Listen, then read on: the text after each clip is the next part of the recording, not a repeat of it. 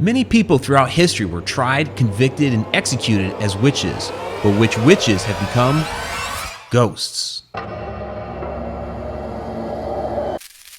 Thank you for watching Haunted Road Media. I'm Hawthorne Ghost Story and Mike Ricksecker. Explore with us.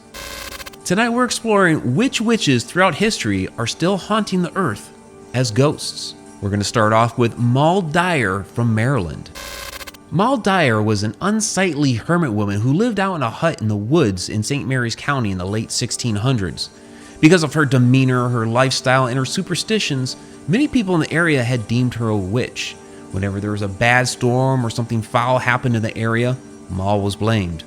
Well, one bitter winter night, the townspeople had had enough, and they decided to go out into the woods and burn down her hut.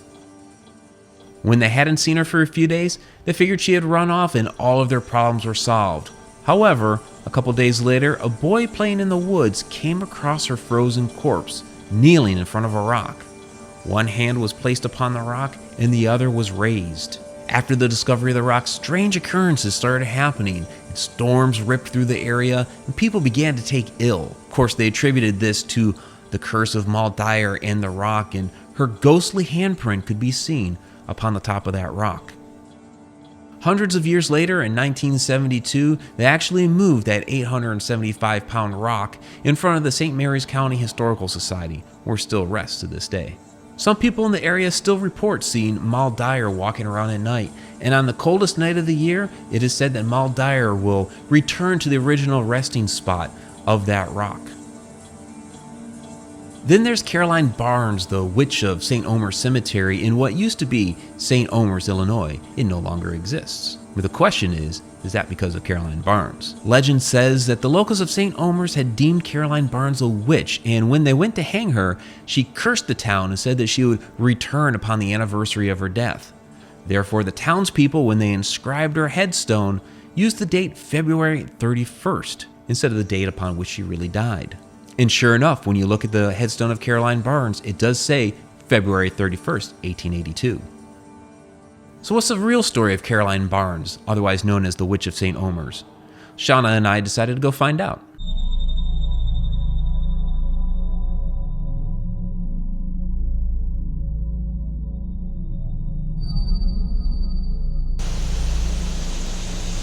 I bet that's why.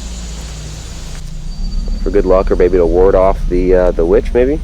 Yeah. What's that? I don't know. Sort of chain? Old chain. Huh.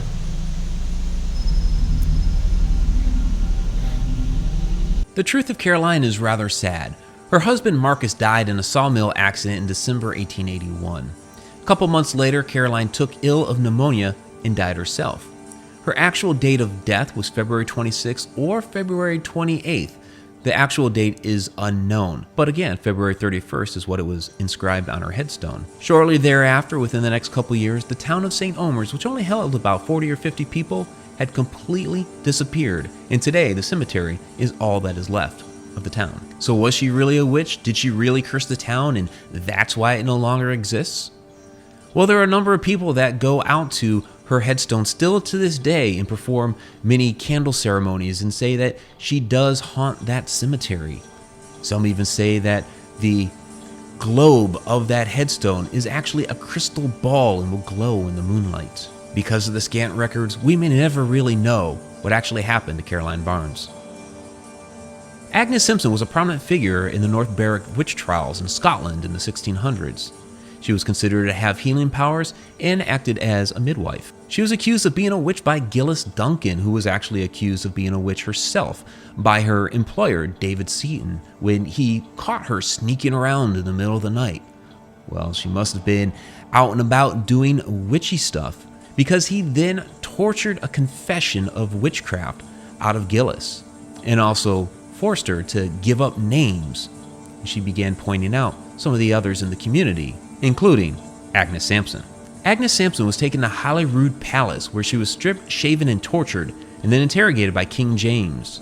At this time, King James had just recently written a book called Demonology, which is kind of like a smaller version of the Malleus Maleficarum, otherwise known as the witch's hammer, which was used throughout Europe as a way of finding witches and how to beat and torture confessions out of them, and then how to execute them as well. The version by King James was supposed to differentiate between what a witch is and what a witch isn't, but of course nobody really took it that way and just used it as a way to find witches. After a number of tortures, Agnes eventually confessed, and in an interesting twist, her confession included a piece of information that was privy only to the king and queen on their wedding night.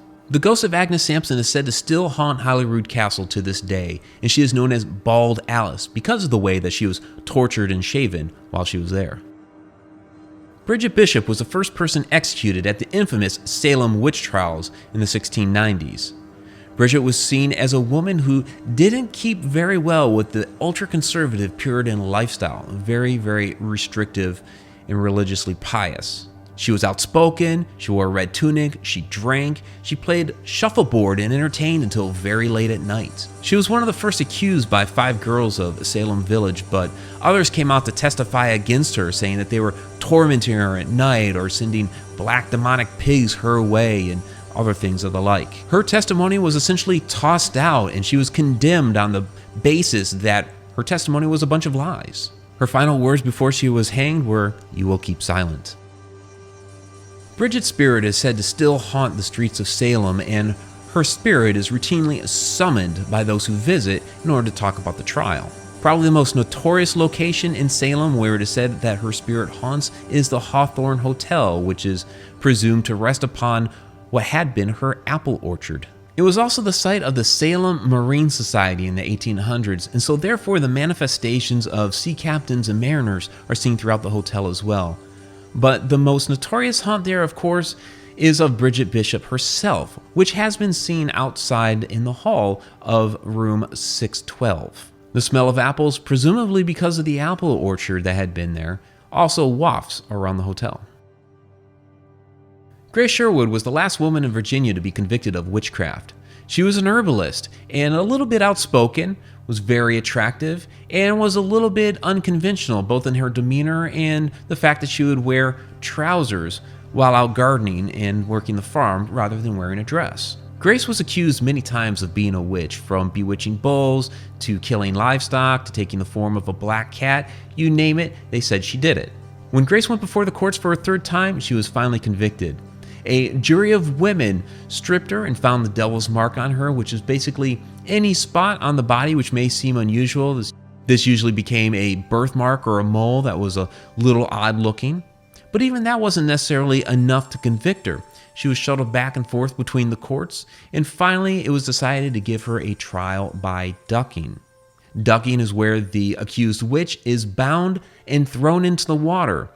If she floats to the top, well, then she is a witch and she's to be executed. If she sinks, then she's being enveloped by the waters of baptism and therefore is not a witch. Unfortunately, a lot of people died by those means anyway. So Grace was dragged down to the Lynnhaven River, down a road now known as Witch Duck Road.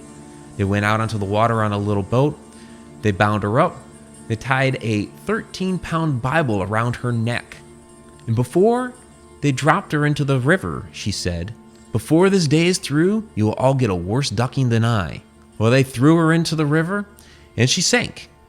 However, she got loose of the bindings while she was under the water and bobbed to the top. Now she's a convicted witch. But as Grace was being dragged up out of the water, a sudden storm broke out and soaked everybody. Well, instead of continuing on with the ducking during the storm, they took Grace to jail, where she spent 7 years and 9 months, and then was let go. So she's one of the very few actually convicted of ducking and lived to tell the tale. The ghost of Grace Sherwood is said to walk up and down Witch Duck Road to this day. She's also been seen around the Ferry Plantation.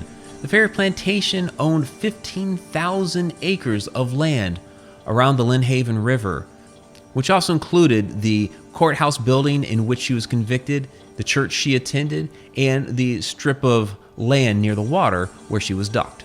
However, the current Ferry Plantation property no longer includes all that, but Grace has been seen at the Ferry Plantation house as well. In 2006, with a lot of help from Belinda Nash of the Fairy Plantation, Grace Sherwood was finally exonerated of her crime of being a witch. Then there's the Bell Witch in Adams, Tennessee, in which Kate Batts thought she was cheated in a land deal with John Bell.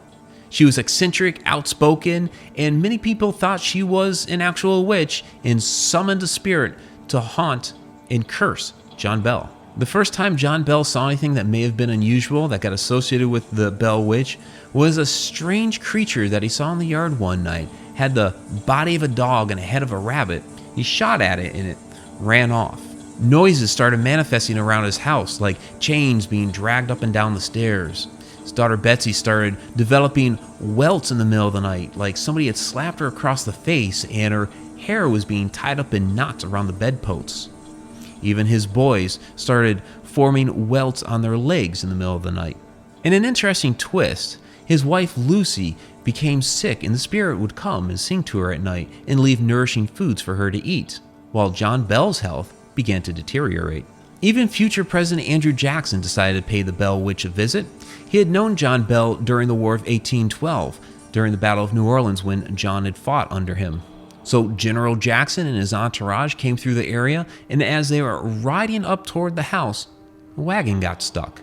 It wouldn't move. It wasn't stuck in the mud or anything like that. It just stopped. The horses wouldn't move. The wagon wheels wouldn't move. Nothing. After some time, and some people speculate that Andrew Jackson offered an apology, a voice said, "You can go ahead now, General." And the wheels were freed and off they went up to the Bell House.